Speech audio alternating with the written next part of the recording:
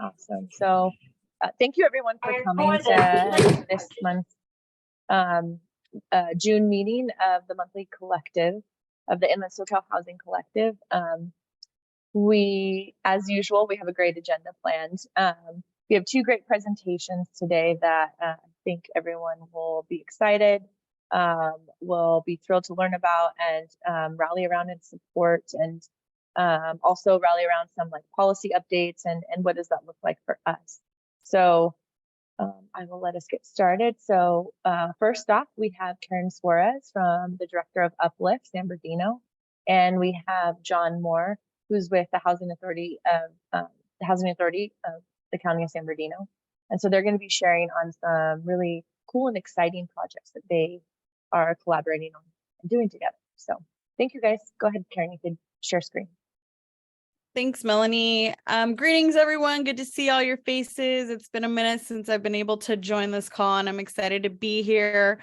As you all know, Uplift is nested under the Making Hope Happen Foundation, and we have a housing pipeline working group and have been, trying to work with our local and regional developers to build more housing in the city of San Bernardino. And so we were really excited to have our housing authority in San Bernardino County reach out to us and introduce us to John Moore, who's their new director of development for the site. So Arrowhead Grove has a long history in the community. It is off of Waterman and Baseline in the city of San Bernardino, and it used to be known as Waterman Gardens.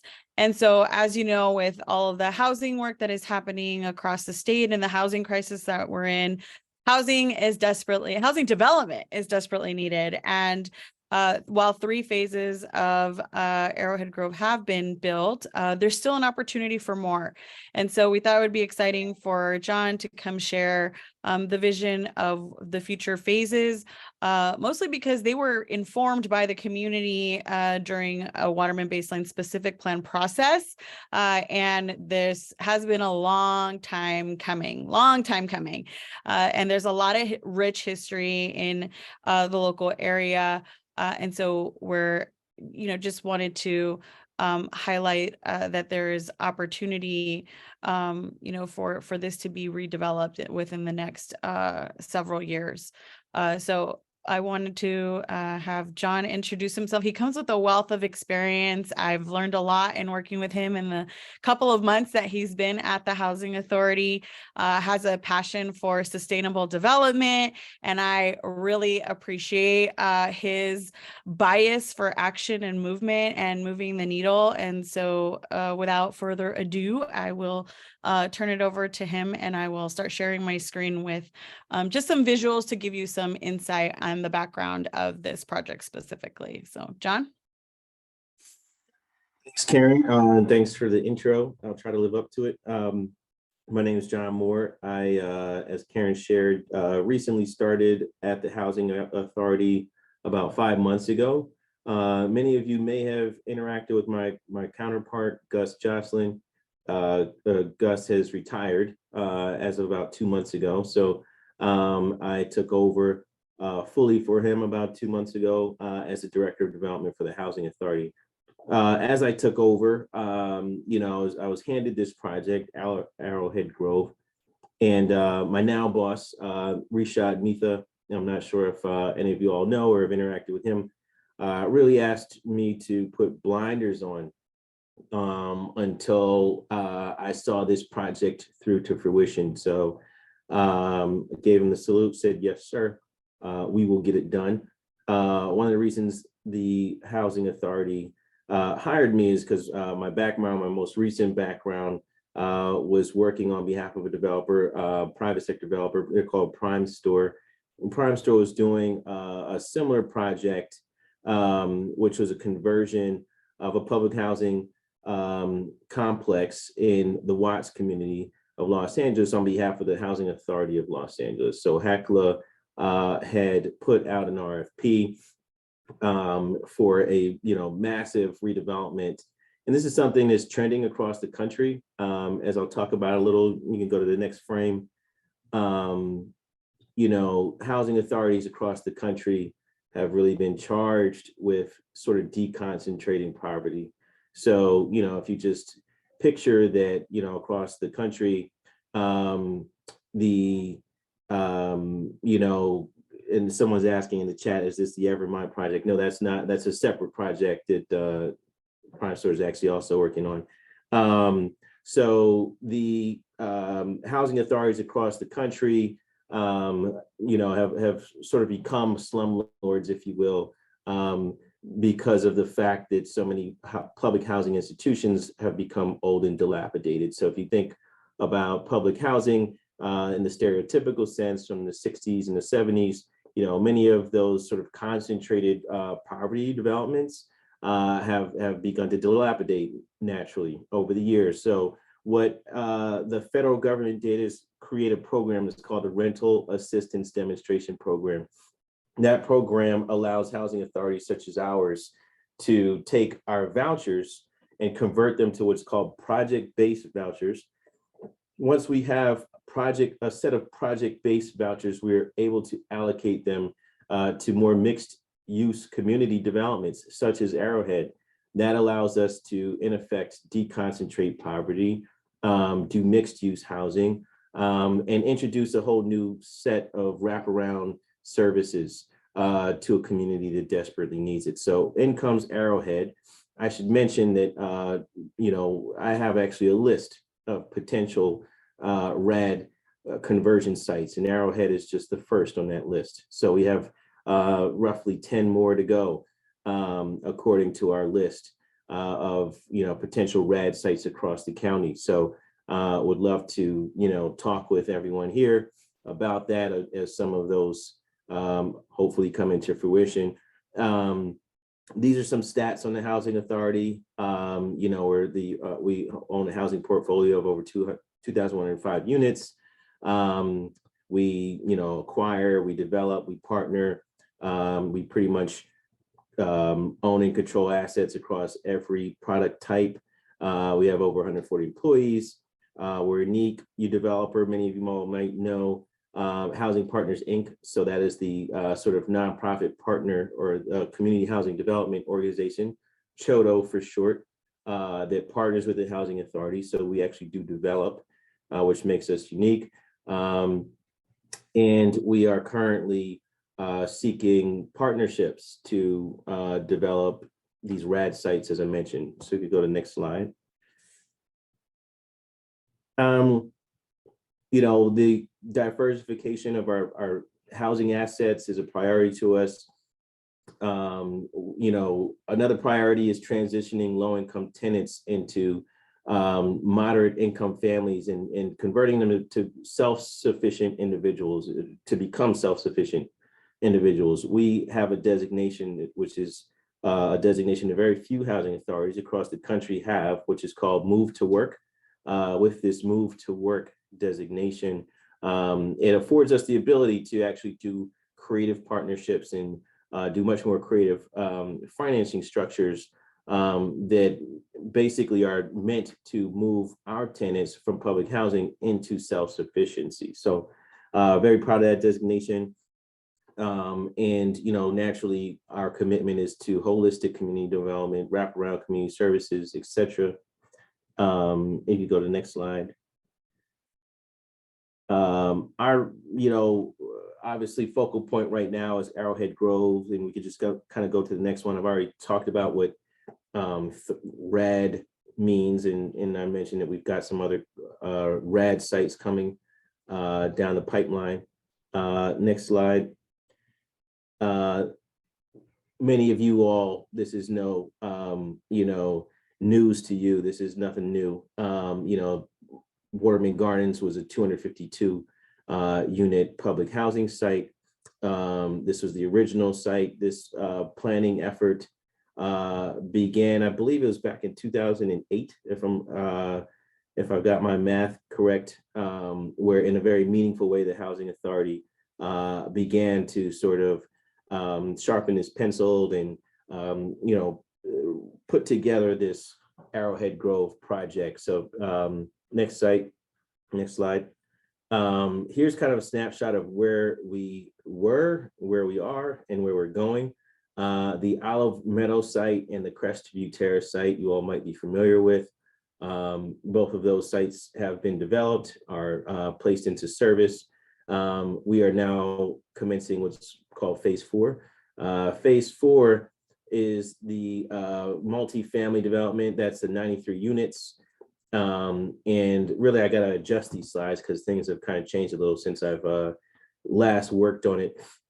We are simultaneously moving forward on the multifamily site right there, that sort of triangular parcel in the middle, as well as the community resource center at the bottom left. So that is shaping out to be phase 4. And phase 5 will be the mixed use site at the top left, and the single family detached down there at the bottom, as well as the Envision Center at top right. So I got to update my blues and greens on this slide. If we go to the next slide. This is just a little bit of the history for anyone, in affordable housing who wants to follow the money. Valencia Vista completed in 2016. That was actually off-site. The Olive Meadow site was the first on-site completed project right there to the bottom right. And then Crestview Terrace, that sort of sliver to the right of the project, phase 1, phase 2, phase 3, and a little snapshot at the capital stack there, low-income housing tax credits, etc. Next slide. I think so you get a little bit better sense of the deal, how it played out. PNC Bank, HUD Construction Perm Loan, Wells Fargo as tax credit equity. Actually, Karen Saurez, I think, was working at Wells Fargo, if I'm not mistaken, when this transaction was completed. So she's actually got some inside know-how on how this came to be. All developed in partnership with National Corps back in 2016. Next slide. Also developed by National Corps, or in partnership with National Corps, Olive Meadow. Also pretty standard capital stack that you see there: home loans, Fed Home Loan Bank out of San Francisco, tax credit equity, and a HUD loan is how Olive Meadow was done. I should mention the Housing Authority's traditional role in the capital stack, such as this, is the placement of our project-based vouchers.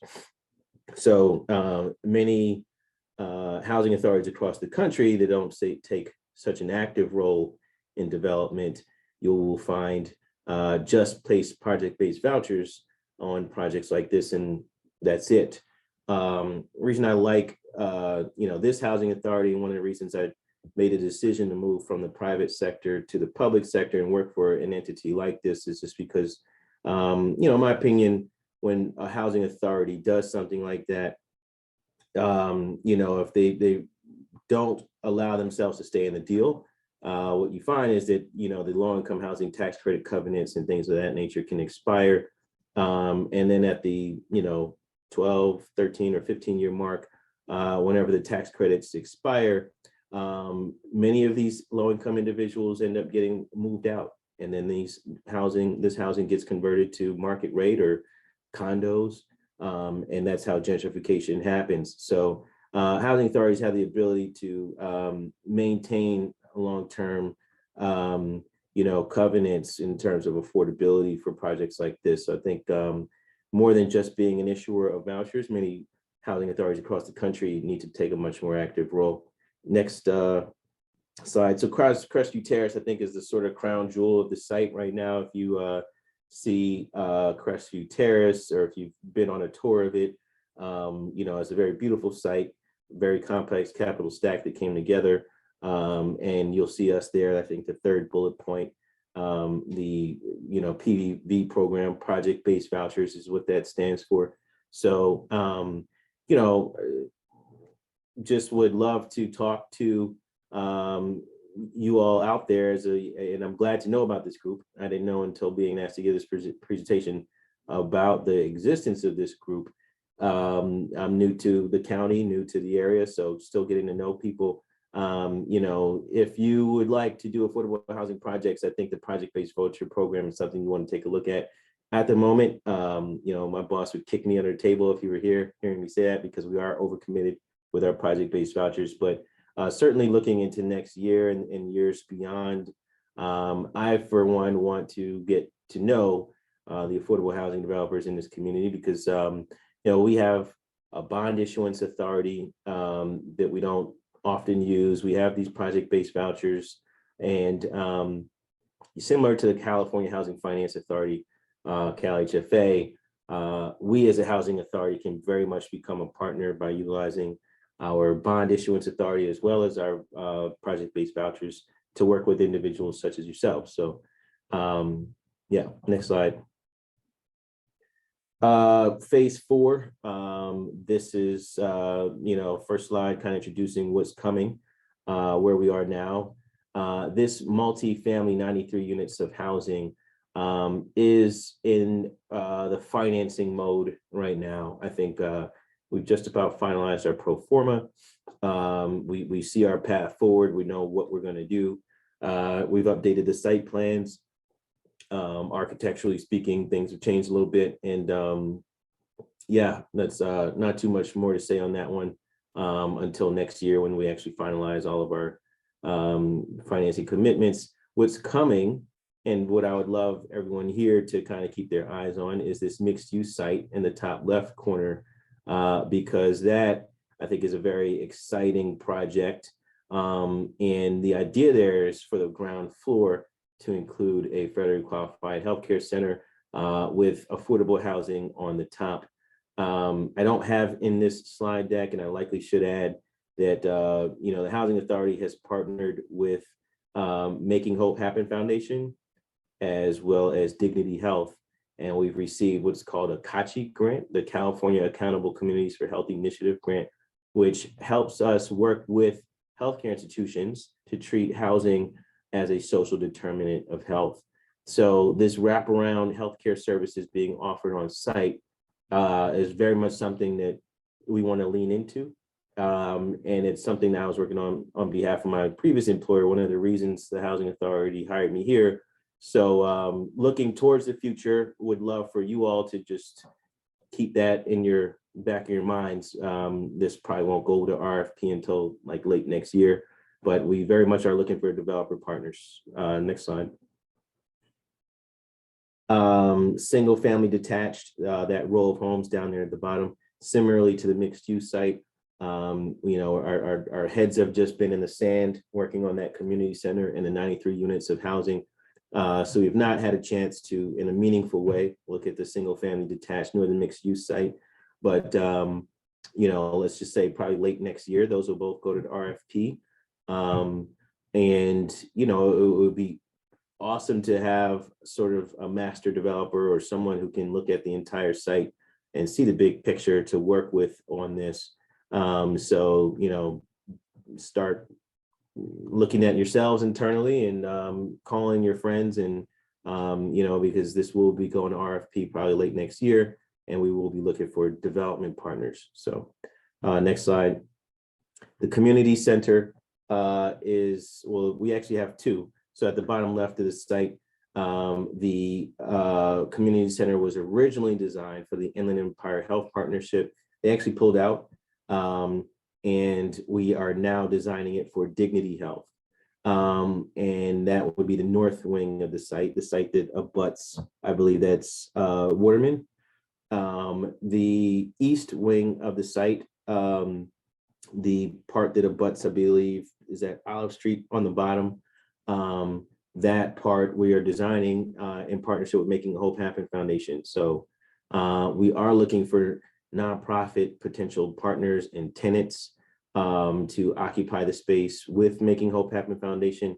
I think the design goal is to sort of design the California endowment of San Bernardino, if you will. The California endowment, if anyone's familiar with it, is a place where foundation grants are administered. A number of nonprofits are housed collectively, and they can work together to bring about change to the surrounding community. So that's the hope, is that community center really acts as a hub as a node that, is the first domino of many to sort of fall for this community and attract additional financing. The Envision Center on the top right, if you could scroll back one slide, that is still under design as well. And the future of that is TBD. So we've thought about, or we've been talking about making it an education center. Just to the left of it is a Head Start. For anyone who's been to the site, there's a Head Start school. So we do think education, and there's many subsidiaries of education, right? I would love to see home ownership education offered there, STEM courses, classes for students. There's a sort of a laundry list of things that we're eyeballing to exist. There's a cluster of actually 3 buildings that exist in that site. So no shortage of commercial space to be designed and developed. Again, looking for partners on that front as well, nonprofit partners, especially in the education space. And that's it. That's our last slide. That's where we are. Good timing, John, because we only have a couple of minutes for questions. So there was a question from Don about if it was single family detached or for rental or for ownership. And I said ownership, right? I'm right. You are right. Okay, yeah, so that's for ownership. And then Rosina Gallegos wanted to know if they can get a copy of this presentation. Yeah, I'm sure it's fine. Yeah. Okay. All right. Any other questions for John or us? And stay tuned for our announcement on the Kachi. We're going to be, as you know, Uplift is really focused into place. So we are like in the city of San Bernardino, but San Bernardino is really big. And so Kachi is going to give us an opportunity to support our neighbors in our community, specifically in the Warm Springs Neighborhood Association area, Arrowhead Grove, that Waterman Baseline specific plan. And so we're really excited to learn from our residents there and partner with them to lead, what the future of their neighborhood looks like. So looking forward to that work. And with that, Melanie, I think we're at 1:29, so I guess I'll turn it over to you.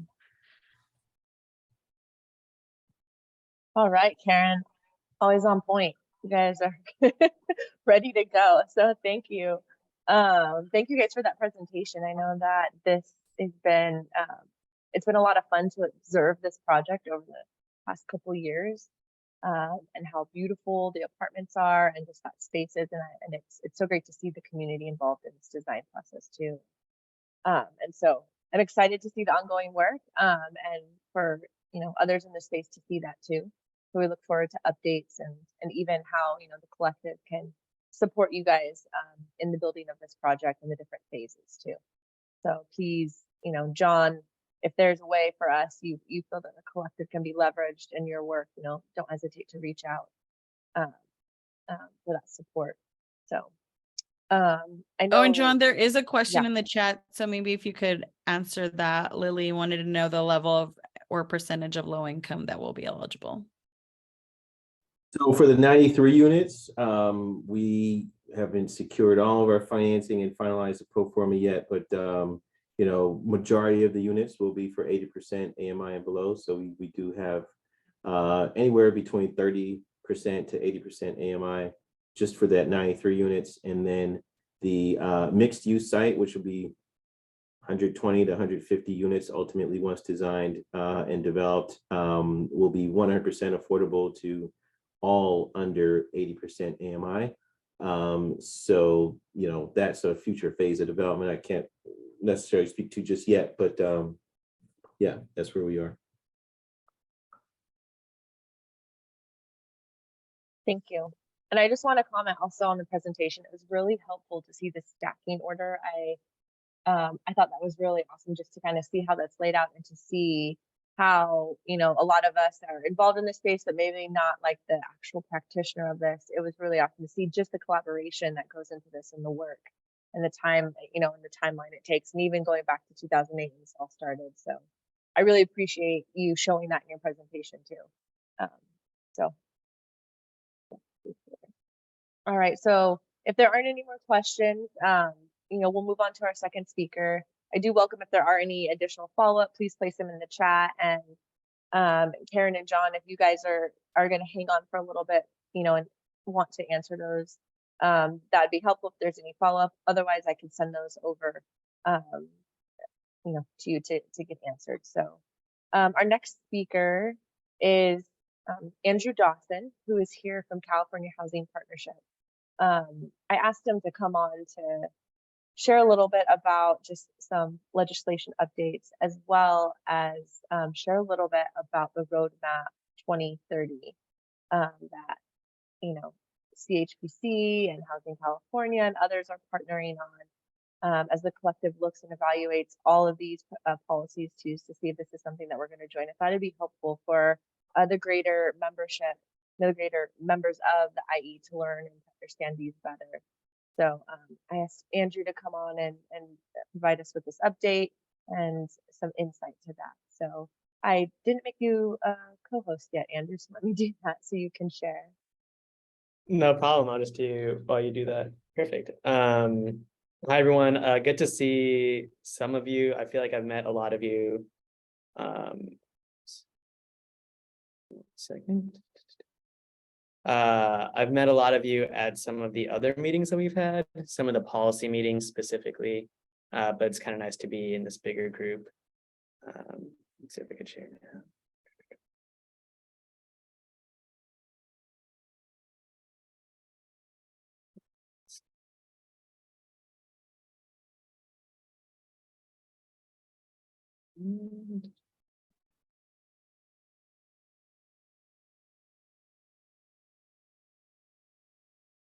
See. Okay, hopefully you all can see that. I'm Andrew Dawson.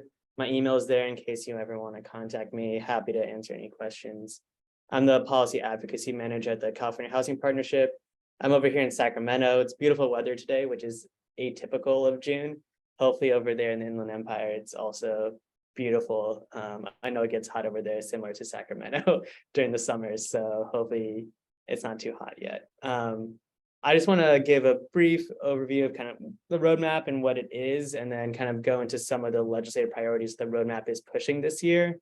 I know Melanie got an email a little while ago with like a bunch of different bills that are still kind of in the legislature. So I just want to go through a few of those.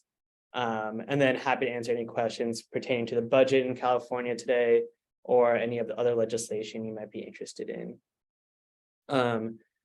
So just to kick things off, so the Roadmap Home, it was created in 2021, so kind of around pandemic time. And the idea of it in general was to envision a future where, we end homelessness, we protect low-income renters, we build affordable homes, and we advance racial equity and economic inclusion.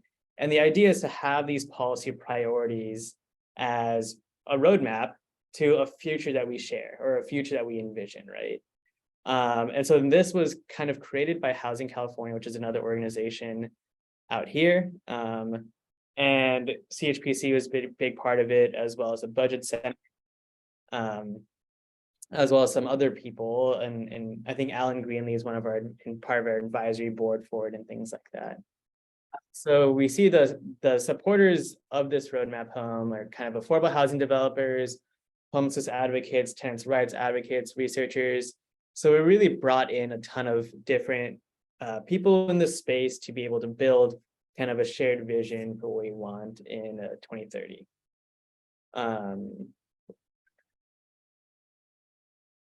And so now I want to go into some of the legislation that the roadmap is pushing this year that have survived suspense and kind of moving towards getting passed, hopefully. So the first section I want to go through is kind of the building affordable housing bills. In that we have the kind of making it easier to build in general, the financing, the more building, and kind of the new programs that the roadmap has. For the making easier to build, this is a lot of text, I know. But the first one is AB 84. This is allowing projects with 501c3 bonds to access a welfare exemption, which is important for kind of affordable housing developers to kind of save money in the long term. And allows non-LIHTC developments to continue receiving the exemption when the tenant's income grows beyond the income limit. So LIHTC, you're allowed to have tenants that grow above 100% AMI. This one is to get it to around 100% AMI, so to get a little bit more parity there. AB 1053 allows developers to get HCD loan funds during the construction period versus post-construction. So we find that a lot of developers are paying a ton in interest because they're getting their loans from a bank normally, and then HCD is giving them the money afterwards. And so this is kind of just moving it forward so that developers don't have to pay as much in terms of the loan amount, in terms of the interest. The next one is AB 1449, which is a CEQA exemption for 100% affordable housing developments.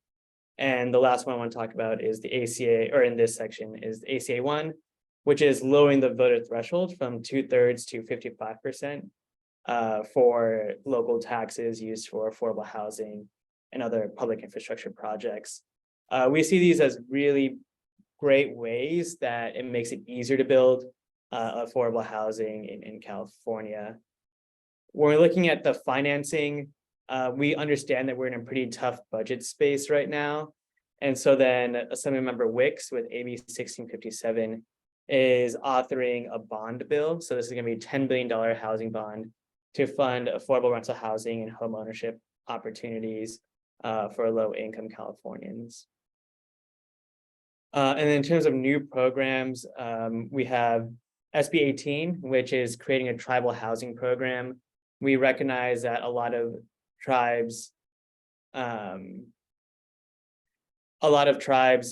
had trouble getting funding through kind of the systems that we have in place right now in California. And so we want to create a new program just for tribes in terms of affordable housing. And the last new program is the CAP program, which is funding for developers to acquire naturally occurring affordable housing and then ensuring long-term affordability. So putting a deed restriction on them so that they can continue being affordable in the future. So that was the kind of building affordable housing space portion. I do want to go a little bit into the kind of homelessness and tenant protections piece that the roadmap goes into, and kind of the bills that are still in play here. The first one being with tenants' access to housing. This is AB 653. This is creating a program to help voucher holders access housing easier. We see a lot of discrimination in terms of voucher holders in general. And so we just want to make it easier for voucher holders to access housing and homeowners open to voucher programs to be able to be a part of that. For eviction protections, we have SB 567. This bill is basically closing certain loopholes in eviction law for owner move-ins. So sometimes this is used, there's some loopholes used to evict tenants in kind of not the way the law intended. So this is closing some of those loopholes for low-income individuals. And then lastly, we have two bills in terms of homelessness prevention. AB 799 is a homelessness bill related to regional plans. So this is changes to the homelessness and housing assistance program, the HAP program. And it is making a few changes to the program to just make it a little bit more planned in terms of a homelessness response, and developing a way to look forward in terms of how do we solve homelessness by 2035. And then the last one is AB 1085, which is requiring the state to apply for a waiver to allow Medi-Cal benefits to include housing services. So there are some benefits in terms of housing services that Medi-Cal does not allow that California can apply for a waiver for the federal government for. So it's just stating that California is going to apply for those and has the intent to apply for those waivers so that we can get housing for people who are on Medi-Cal and experiencing homelessness or at risk of homelessness. So that was pretty quick. I know that was a kind of a lot, but happy to answer any questions about the roadmap home or just generally any bills or the budget landscape in the legislature today or in the California government. But yeah, I mean, that's what I have for you.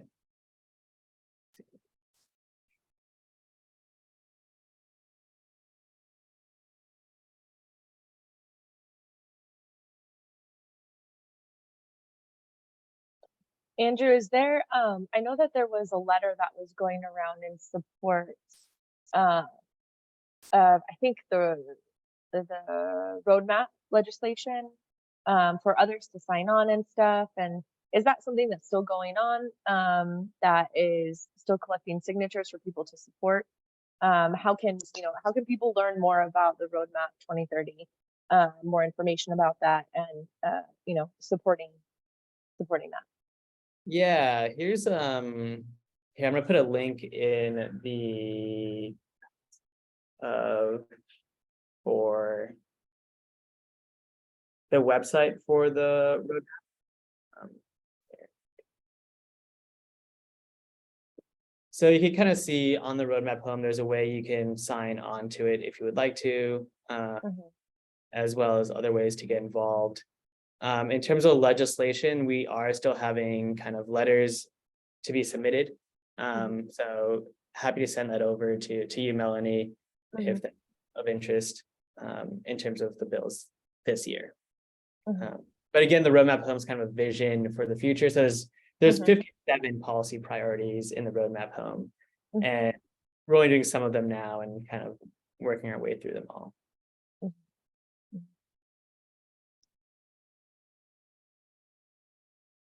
So are there any bills to that? Actually, sorry, let's talk. I had some questions in terms of the budget, and I don't know if, I don't want to like put you on the spot of something maybe, you need, but what are, what is, I guess, kind of like the temperature, the scoop on, kind of like what's going on with the budget in terms of like housing. I know this past week, we were able to meet with Assemblymember Ramos and Senator Padilla about Cal Home, and do some like local advocacy work around that, knowing that they both are part of the budget committee, but and we provided letters to many others, but is there any other updates, anything that you could provide feedback to the collective about just budget in terms of like housing and Cal Home even? I know that we don't stand much of a chance this year, but are there any updates? Good question. So the legislature approved their budget last week, I want to say. And then now they're waiting for the governor to sign it. The governor has the ability to line item veto anything. So if there's anything that the governor doesn't like, he can veto it and then sign it. And so then the legislature passed their budget, but we don't know exactly what the budget situation is until the governor signs it. That being said, the legislature's budget, is modest because we are in a hard budget space right now. But in terms of housing, we at CHPC are, relatively happy with it. I would say they're investing $2.5 billion in affordable housing this year. There's an extra $100 million for the multifamily housing program, and an extra $1 billion for the HAP program, which I talked about a little bit. It's a homelessness response program. So those are some things we're really excited about. There's a extra $500 million in state tax credits, and that's really important to us at CHPC. Cal Home, I believe, unfortunately, did get cut a little bit in the budget. And I know that was a priority for a lot of the members in this space. So that is unfortunate, but it didn't get cut all the way, unlike some other programs and things like that, which is we're looking up on that. But yeah, so the governor is going to have the last say on any budget stuff. But as of this point, there's not really much anyone can do in terms of budget. Yeah.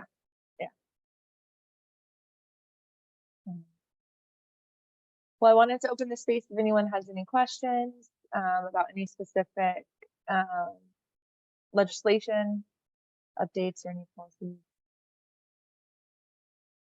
Or if anyone has any ideas for legislation for next year, we're always happy to talk to people about kind of their ideas. I actually have a question. So all of the bills or legislation under the Roadmap Home 2030, everything that you went through, have those been already approved and passed, or they're still being looked at? Yeah, so they're still being looked at. The way it works here is it has to go through, there's the Assembly and the Senate, so it has to go through either one first and then it goes to the other. So right now we're going through the other part. So we're still, sign-ons are still very welcome. And then after it gets passed, then in the other house, it goes back to the old house, the first house, to make sure that everyone's aligned on everything. And then it goes to the governor's desk. So that the governor's desk will probably happen around September, October time. And then August is when it goes back to the old house. And then June into the mid-July is when we're in the second house. So if it started in the Assembly, it was in the Assembly in March and April, it goes to the Senate in June, July, goes back to the Assembly in August, and then goes to the governor's desk in September, October. And all of these are still in play.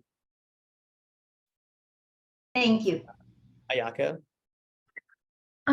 Yes, thank you, Andrew, for that information. I was wondering, do you advise on the Cal Home program as well, or just straight legislation? Yeah, so our organization, and including me, we do regulatory work as well. And so then we do work with HCD, the Treasurer's Office, the CEC on some of the building decarbonization work. So we do regulatory work as well as legislative work. Okay, great. So what is your position on the expansion of mobile home parks as an alternative to the normal site built, or even if it was factory built in kind of your standard construction, since the cost per unit is so much lower? Just right now, the price per unit for $500,000, $600,000, $700,000 a unit, I just feel like we're never gonna build our way out of this. So what are some alternatives? Can we go back to tried and true mobile home parks? If they're professionally managed, they can be quite nice, and there is a little bit of home ownership involved. Maybe they're not going to have the same value as a permanent foundation home, but it's something. And I understand that the next version of Cal Home will include a mobile home park portion or section, and wanted to know your thoughts on expanding mobile home parks as an alternative. Yeah, so CHPC doesn't really have very much of an opinion right now on that. We see a lot of manufactured homes or mobile homes as kind of NOAA properties, so they need a lot of help sometimes, and it's really hard to reach them using government money because a lot of them aren't deed restriction or insurance affordability. In the case of Cal Home, you did bring up that it's expanding into that area. We do see that the area in general, like that's a really great way for people to afford homes. And so if it works for people, like we're totally happy with that, But other than that, I don't think we have too much kind of say on it necessarily, other than if it works for a family, it's happy for us, and it's more housing, we just want more housing in general. And if that's the way to get more housing and more home ownership, we're happy with that. Great. Okay. Well, apparently there will be a period of public comment where we could encourage the state to fund not just existing mobile home parks, but actually create new ones. There is quite a bit of mobile home park zoned land in the IE already. And then it allows us to bypass any need or some need for density increases, because that's a very long, arduous process where we won't be shovel ready. Some of those mobile home parks are already dense. So it would be, it's one less step to deal with. So that was a thought to encourage money for more new mobile home parks. Yeah, no, definitely. You know, a lot of local governments really like mobile home parks, and it sounds like the IE is a place that really invites them. So, you know, if that's a way to create more housing that's affordable for people, I think Right. that's something that is. Well, I think many cities don't like them Yeah, because of, you know, like the traditional, you know, these perception issues. But again, if they're professionally managed with a qualified nonprofit, it could be a very nice quality, low cost alternative.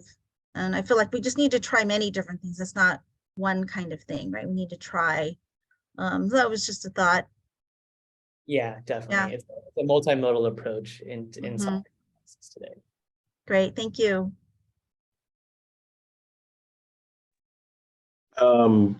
Andrew, good to see you again. John here at the Housing Authority. I'm wearing a different hat than last time we met. Just wanted to ask you if your team is working at all on CalAIM. It's one of the things that we're focused on with this CACHI grant. Policy changes that can potentially be made to CalAIM as a program. Is that something you guys are looking into? Not too much, mostly in terms of kind of housing support services being allowed under CalAIM and how that works. But a lot of what we do is really work with our partners. So the Corporation for Supportive Housing, for example, is a big player in that space. And so then we just kind of lean on their expertise, Housing California as well.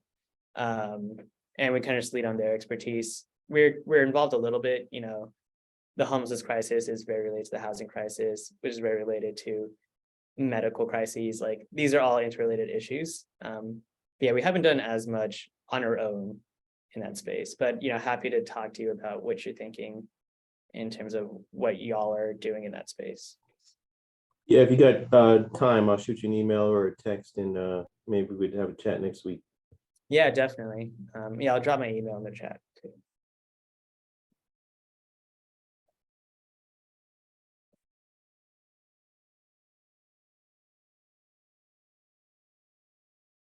All right. Well, thank you, Andrew, so much for joining the larger collective, our general meeting, and sharing and updating us on the legislation, current legislation, what's happening up there in Sacramento.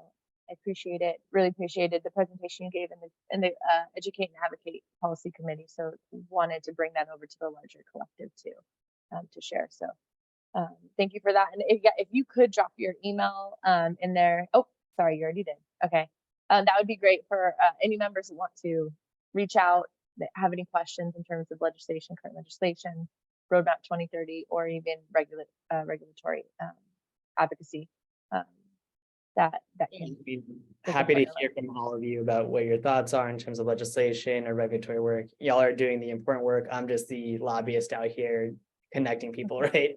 And so then learning from you all is very important to my job, and you know, I love hearing from you all. Well, thank you. Thank you again. Oh, yeah, Ayako?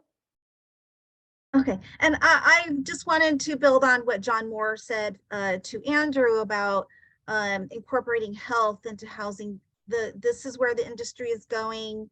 Health plans must look into, or at least the Medi-Cal ones must look into supportive services, community supports, bring them in. There's the intersection of health and the built environment is becoming closer and closer and expanding.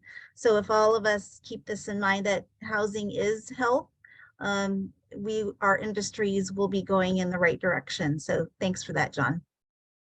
Yeah, definitely. And we're hearing stories from affordable housing developers where they just like don't have enough money for supportive services and need to have these supportive services for their tenants. And you know, these are such interrelated issues that it's like you can't take the one out without the other.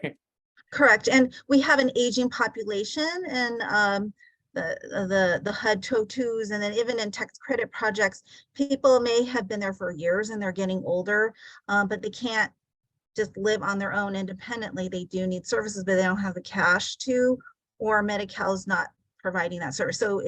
So the housers are having to take on more and more care, but they're not equipped. They're neither equipped nor compensated to provide this, which is essentially healthcare. So it's a good conversation. Yeah. Definitely. All of you are put in a really hard spot. I do not envy it. Well, thank you. So we're going to pivot and go to our announcement and update. So we spend this last about 20-30 minutes sharing just general collective updates, what's happening, also our pillar work, the committee work, right? And our pillar in our committees, our 4 different committees.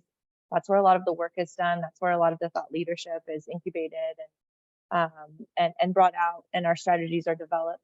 And so we always allow some time for those either the chairs or members of those committee to kind of share out real quick some updates onto what's happening, to see if there's either members that want to join the work or that can leverage the work that's being done. Additionally, I have a couple updates, and I know that there's some members have some updates too that they may want to provide.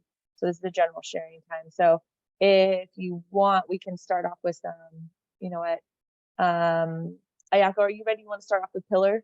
I'll since you're at the top of my screen, I'll let you go first.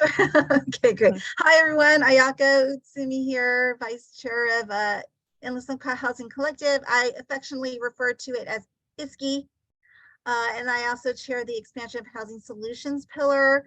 We focus on homeless solutions, innovation, and home ownership. So we meet the second Thursday of each month from 9 to 9:45 a.m. Second Thursday, 9 a.m. And I already have 2 people that want to be added. So Kimberly Thomas and Don Smith, thank you for reaching out.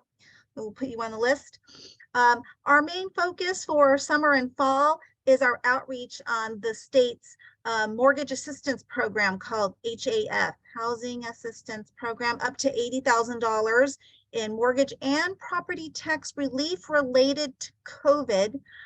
They recently the state expanded the qualifications, but people are still not applying. So perhaps the message is not getting out sufficiently, that the rules have expanded.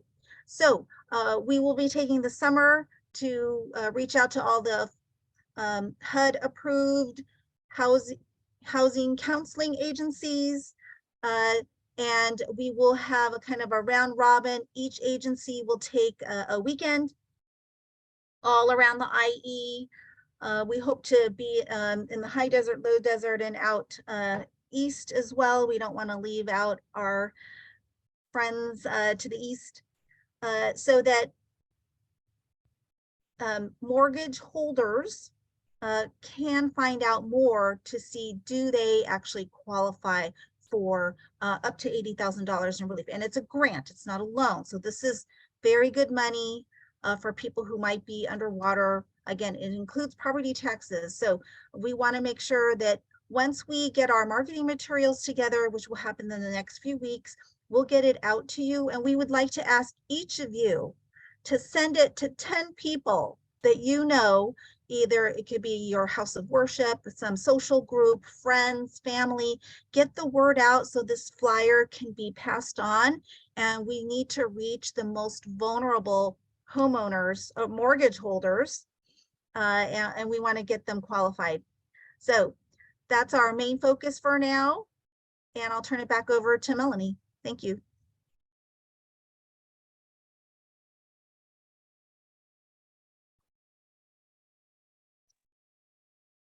Thank you, Ayako. I tried to show the program guidelines in the back, so I hope you guys are able to see a little bit of it.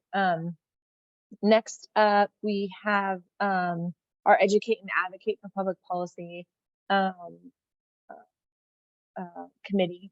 I'll provide the update because our chair was not able to join today because of conflicting some scheduling conflicts.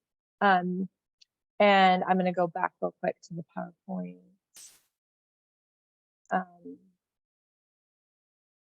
So we're focusing on reviewing our current policy, following updates on our policies, priorities that you've seen in this PowerPoint. I'm just going to go over to it real quick. Let me grab it right here. So you can see. So I'm going to just do it like this. It's a little bit easier for me to navigate. So these are our policy priorities for the year. We check in on these every meeting to see how things are moving forward, to see if there's any support that needs to be had. Additionally, the committee, I don't know how many of you guys, maybe with like a show of hands, I could see visually, how many of you participated in the HPLA last year? It started last year, so you were either a part of the San Bernardino cohort or the Riverside cohort and worked on some policy, a policy brief presentation. So what we're trying to do, the Educate and Advocate Collective is trying to go and reach out to these groups to see if there's any progress that has been made, if they followed through with any of the policy, and what was their topics. We wanted to invite any of the groups who have moved anything forward to come out and share to the general collective also. So we created this survey to just get some feedback onto what that looks, how the groups have moved forward. We'll be sending this out to both cohorts. I'm also providing the link here if any of you guys want to like just get your phones out real quick and that we're on it and take the survey real quick for us. So we're just in that information collecting phase right now. We hope to create some type of resource kind of database where if anyone has had success or not any success with their policy brief, to share that, use that as a platform where as we're all looking locally to create, preserve, housing, that if any of these policies are a benefit in our local jurisdiction, this can be pulled and leveraged and used as you do any local advocacy work in your service area. So that's what's happening in our Educate and Advocate. In our wealth building and preservation pillar, we are fully launched Bank on Coalition. We're working currently on building out our member base, and we have 3 different accounts that are going to start the certification process of having a Bank on certified product. A Bank on product is a product that has gone through an application that meets these national standards for our underbanked and unbanked population. So minimal monthly fees, no overdraft fees, really safe entry programs for youth, for reentry. We have some people using it in some justice involved, formerly incarcerated programs. So as we are expanding this coalition, we're looking at making sure that all areas of the IE have access to these safe products, because we know that a safe banking account is a stepping stone to securing all types of housing, renting to home ownership, and even workforce. So we're partnering, we're starting that partnership with them with workforce development too. So that's the work of the 3rd pillar. And then our increasing regional involvement pillar is looking at some dates to organize a regional convening virtually to share best practices and connect across housing initiatives across the region. So all of those you could look for a date coming or a doodle coming with some tentative dates.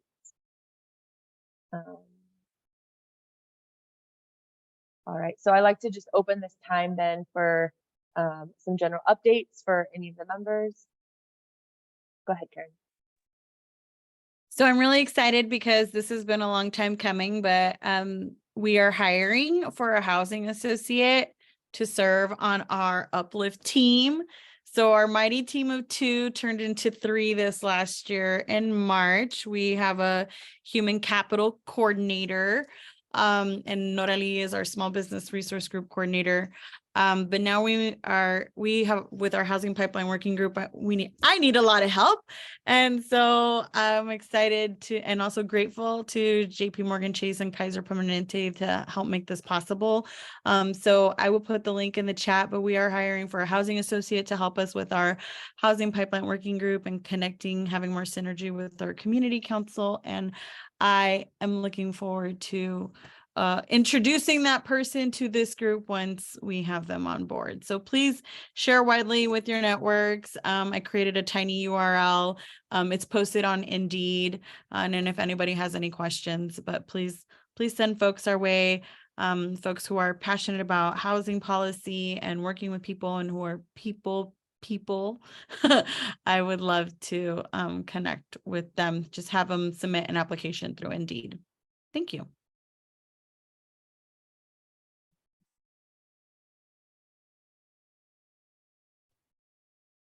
I'll share really quick. Hi, everybody. Jesse Ibarra, NPHS. Just wanted to let everyone know we are at the final stretch on our Ramona Gateway project. And so we're very excited that that demonstration project will be completed and we'll be able to invite everybody to come and visit, whoever's interested. And also just going to drop something in the chat box for anybody.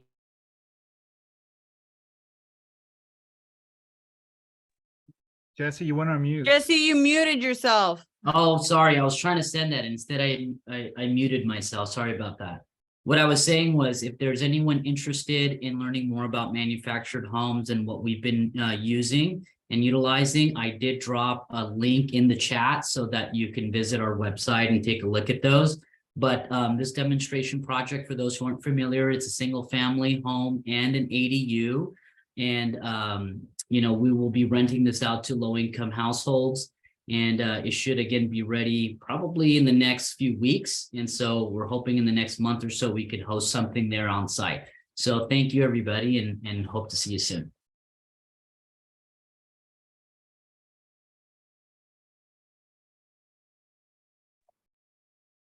Hi, Karen. This is Sergio. Can I make a quick announcement?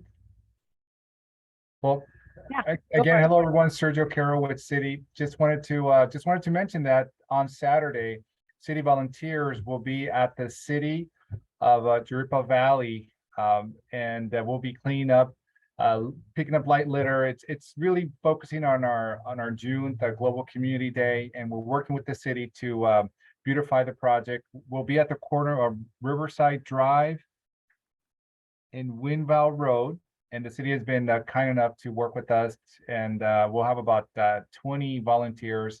It'll be on Saturday from about 9 to 11:30. So if you're in the area, feel free to drop by, honk your horn, wave at us.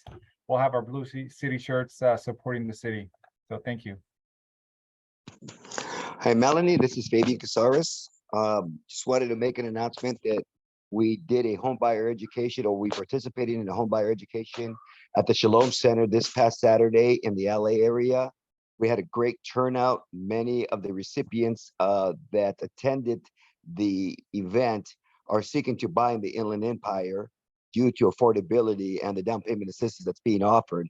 So we're going to be getting a lot of traction from a number of nonprofits in the LA area that need home buying down payment assistance to their clients in the Inland Empire. So it was pretty excited, full house, a lot of great partnerships through B of A, Wells Fargo, US Bank, all the major banks were there presenting. So it was a great turnout. Awesome. Thank you. Congratulations. Thank you. Oh, Melanie, may I add something to what Fabian said? Yeah. Okay, so NPHS has kindly agreed to be the first HUD approved housing counselor to kick off our mortgage assistance program outreach. We can expect that, I believe it was August 15th. So thanks to NPHS for kicking us off there. Thank you. Thank you. Oh, I'm sorry. I believe it's August 11th. Oh, 11th. Oh, you're right. Sorry. The 15th is a Tuesday. 11. Thank you. August 11th. And more info on that soon.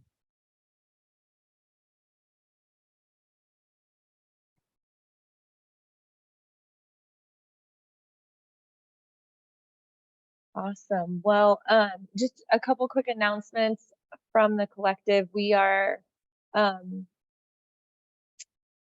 working with Iron as well as Karen Saurez, who's on the call, to provide some outreach and information sharing for some of their training. So we have a survey we're also trying to elevate so that they have more feedback on what would be relevant, what trainings would be helpful.